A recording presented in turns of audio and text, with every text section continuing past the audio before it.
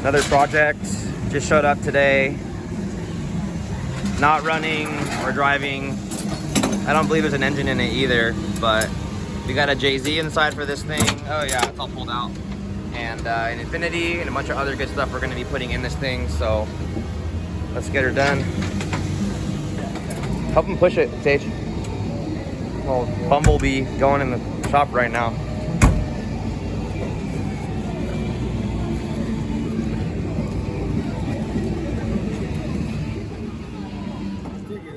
All right, guys, so as you guys can see, we got another 2jzgte. This is the 2jzgte that actually is coming in the shop. And we're super excited about this because we've already done 1 or 2 or 3 of these. The last one is on our Instagram, where we actually went to go ahead and film and kind of put some pictures up online on what was going on. It went on the dyno, car did amazing. It was a 2jzgte VVTi swap with a W58 in the car on AEM Infinity with one of our harnesses and our Infinity packages that we set up from Real Street Performance and all of our other stuff. So actually right now, I'm gonna go ahead and show you what's all been done because the car's already on the rack and I forgot to kind of film the process of pushing it in and doing all that stuff and messing with the engine. But let me show you what's going on with the engine right now real quick so we can show you everything that needs to be done today in this video and everything else that we're gonna be doing along in this video before we get it started. So let's get right into it. So pardon the mess, guys, but as we can see, we have a 2jzgte VVTi. This car was in his S14 that was built by another shop that didn't know what the fuck they were doing at all and ended up just kind of making everything a huge mess. So it's already been cut and extended. It does have an RM54, an ACT clutch. I don't know who the hell welded this or did this kind of thing, but it doesn't even look to be straight. It's like kind of crooked and it looks like they're sealing everything up with silicone. Even though the RM54 shifter moves, it's just kind of a mess. But I mean, I guess he said it didn't leak and it worked from before, so screw it. I've already gone ahead and removed the twin turbos. There's a mess all over the floor. And as you can see, there's oil everywhere. The car is now a rear sump. We went ahead and pulled the front sump off, just kind of craned the engine as we did on Q's IS300 as well. So basically, car was running and driving. He totaled the car. Somebody hit him or in the side or something with the car. I've already gone ahead and put our version of a treadstone manifold on the car where I go in, I port the manifold, I go ahead and weld on the 45 millimeter turbo Smart Hypergate GT set up on there. I love these manifolds. They make amazing power. They flow amazingly. And I mean, we don't sell them for too much. I believe Treadstone sells them for about $450 with an adapter, which is pretty much ass because you're going to a 38 millimeter flange, 38 millimeter wastegate. Actually, I think it's a 38 millimeter 2-bolt to a 44 millimeter wastegate. So, I mean, for a car doing 400 horsepower or something like that, it won't be a problem, but you need to port the manifold and end of the day. And it is cast iron. It is a freaking pain in the ass. It takes me freaking 2 hours to do it. It's not fun. But anyways, other than that, the engine is in pretty much OEM immaculate condition. The car was tuned originally on a rye wire harness, which is over here by all the rest of the junk on the floor over here. That somebody converted the box from V1 to, to AEM V1 and somehow did the VVTi or said they did the VVTi to work or whatever. And I'm not even sure that really even worked to begin with because unless if you're running Haltech or Infinity, I haven't really seen anybody do it. So let's do quick overviews of the car, which I mean, sorry bud, I'm sorry Chase, but I'm gonna have to freaking pretty much blast you on this thing. Yellow wheels with a yellow car because the car was originally yellow and the car is wrapped. This is just a wrap in here. You can kind of see the edges right here of the wrap. The whole bay has been painted satin with some spray paint, it looks like. And the chassis is not the best. There's some rust in some spots of it. Floor pans are kind of going through. Frame rails are kind of disintegrating. So, I mean, I don't know if this is the best for doing a huge amount of horsepower through a car like this. But I mean, it isn't as rough as all the other ones as well. I mean, the last one with David's car was pretty rough on the interior, but the exterior was all right. Well, this one's got all the interior and it's not too bad. It's actually pretty good. So The wiring harness, once again, with all this stuff, is on the floor in the passenger seat because it's been removed from the engine bay. And they went ahead and gave me this nice new nifty Willwood master with a brand new booster that we're supposed to hook up to the pedals and put a new master in. I've already made him his custom wiring harness. I don't know who he bought this car from or whatever, but let's open it up. You can see everything is yellow. Yellow, yellow, yellow, yellow, yellow, yellow, yellow. But yeah, I went ahead and did even the harness in yellow for him because that's my new way of doing everything. That's already done and ready to go. So that is super awesome. And we have a huge amount of parts in the office. So let me get over there real quick and I'll show you guys what's up. Welcome to my mess of parts in the office, people. Yes, it is a mess, but Caden and Vinny will be back shortly here, and I'm sure we'll get this place looking spick and span like it normally does. So we got brand new rims with Toyo R888 tires, so that's awesome. We're not going to die from that kind of stuff.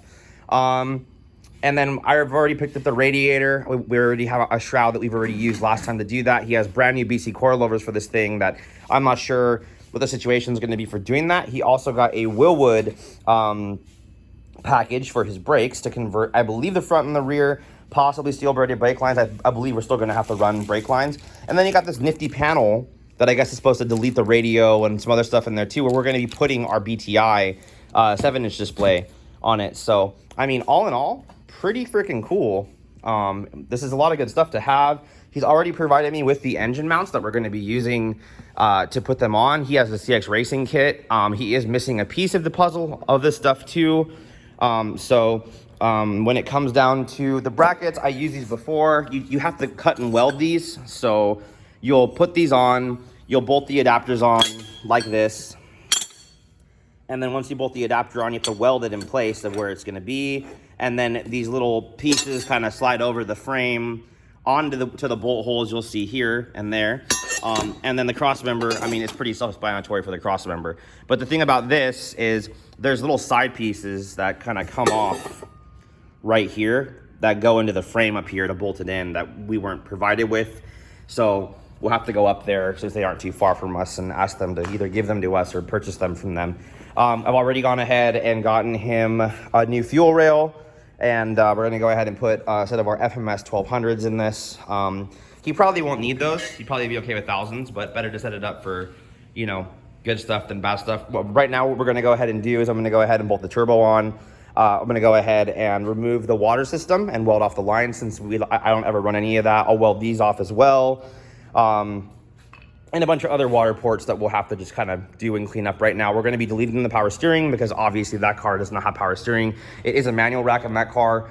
And we got a lot of things to do. So, I mean, you can see right here in the brakes and the clutch, hey, well, there's pretty much nothing there. The brake lines are just kind of open. And I've already bent the fuel lines under the car because we're not going to use any of that stuff. We need to just kind of run all our own new stuff and not even deal with any of that because everything's old and rusted. Last time too, we had another issue wiring wise. So the OEM harness on these cars runs down through here and just kind of stays all in the engine bay. Well, the thing is with the turbo over there on that side, I mean, with the last manifold that we ran with the GE NAT setup, you aren't able to clear everything because the manifold literally like touches the harness. So I ran last time the whole harness up in the fender and back around and made my own kind of new way of rerouting it. And it looked really, really nice in the car. But I'm not sure how we're going to do it on this one because on this one, like I said, we are using the treadstone manifold with our little twist on it. So the sideways treadstone, you know, whatever, collaboration, whatever you want to say for this. So I don't know. I guess we'll just see how it all goes. The plan today is to just go ahead and get the engine in the car. We'll jack up the trans so we can make it like look as decent as we can or tie the trans up somehow. Yeah, so let me go ahead and finish doing a few button up things on this real quick and let's get in the car. Okay guys, so right now we're gonna go ahead and put this in the car. I've already finished up welding up all the ports, water pump, water net, the side of the block, went ahead and put the oil filter adapter in, remove the intake manifold, remove the power steering pump, put the turbo fittings in the block and on the block where they're supposed to be going. So Sage just got here, he's gonna help me get the engine in. and we'll see whatever else we can get done today. All right, guys, it's a few days later, and as you can see, the engine's in the car. There's a few things I'm gonna go over with you guys of issues with this mount kit, issues with this transmission, a lot of things that I think would have been better for this customer to do over what we're gonna have to do now to make it all fit. But let's go ahead and get into it, and I can show you guys what I'm gonna do to get this thing pretty much ready to start today. So I have two different size intercoolers that we typically use. This is one of the other ones, kind of the oddball size. It's pretty big, but it looks like I should be able to get it through to fit on both sides of these two holes that we usually run our piping through, and up and in. This is one of our other turbos that we had lying around that I just kind of mocked up. Obviously, we can't run it like a Supra and face it down because it would just put the pipe right against the frame rail, and we'd have to come up with some crazy way to get it back up and in. So I'm just gonna go ahead and use a different turbo that we have. Obviously, he bought a brand new one, so we're gonna put a new comp on it with a new gasket, find some hardware and whatever. And as you can see also, the engine isn't quite 100% straight. So the issue is in the trans tunnel, the RM54 is literally hitting the chassis. So we're gonna have to somehow now, since it's in the car, more than likely go in there, cut everything off with a Sawzall, get it to fit. I'll have to grind it down, tack it back in to make it a little bit stronger, and then pretty much just center the transmission, because in the car, underneath the transmission is not quite straight. I think once we're able to shift it over, it should be kind of okay, but for now this is kind of how it's going to look and how it's going to be. It's not quite that off, it's just a little off for my liking, but it's going to work. So we still need to get the brake situated. We haven't done that yet. That's just kind of sitting in the firewall. Need to put the Willwood master in and then go ahead and do the brake lines. There's going to be a couple more things that we're going to be doing with this build, where he did order a Willwood brake upgrade setup for the front and also for the rear. I don't know if we'll get to the rear right now, but that needs to get done. And then also he ordered a set of BC coilovers. So I'm fitting up down pipes, getting a bunch of other stuff situated, and then I need to mess with the wiring in the car. The fuel system is not done, but the harness, as I showed you guys earlier, has already been made and finished. So, I mean, we should be able to power through this today. I don't really see an issue why we wouldn't. Hopefully I have enough couplers and clamps to get everything done.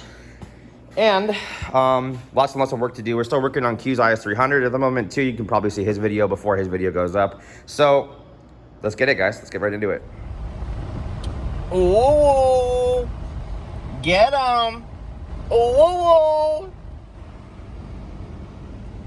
oh, it's like 1,000,000,000 degrees outside, guys, right now. I had to go and get a Slurpee. I am dying. All we got is a big fan in the shop right now. Oh man, but oh, delicious. Oh my god. All right, yeah, let's get it. So I just wanted to show underneath this thing real quick so you can kind of see what's going on. We had to fully cut this out right here to get the trans to fit, and then all the way down and cut down this side as well that you kind of can't see, but you can as well up in there. Transmission still sits kind of over to the right, and you can even see over here the transmission's like literally hitting the firewall.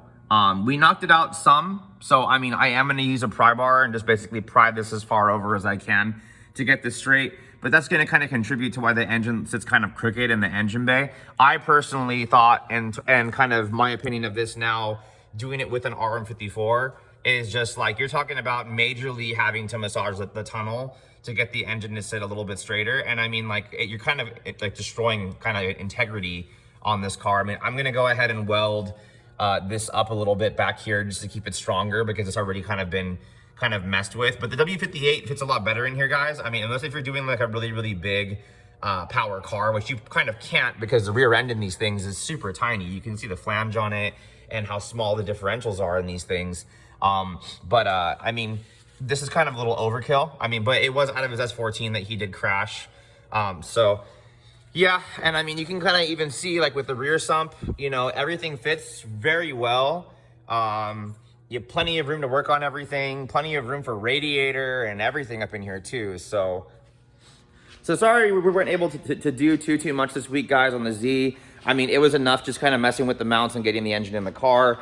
You know, just huge step in the right direction. So there's going to be a lot of stuff going on with this to get this thing to be exactly where it needs to be, to get the car, the ball rolling. The car is on dyno the week after this week. So I don't know when this video is going to go up, but when it does, there's going to be a lot of major work going on. So the next video will probably be us doing wiring harness intercooler piping, radiator setup, fans, getting the body harness re-ran through the car the way it's supposed to be. I guess besides that, it's just gonna be like fuel system and a couple other things. But yeah, I mean, it'll give me some more time to be able to make a better video for you guys about after it's in the car, what needs to be done. But for this video, we just got it in the car. You can kind of, I'll go down right now so you can kind of see what it all looks like when it's done, if I haven't already done it before. But till next time, guys, peace.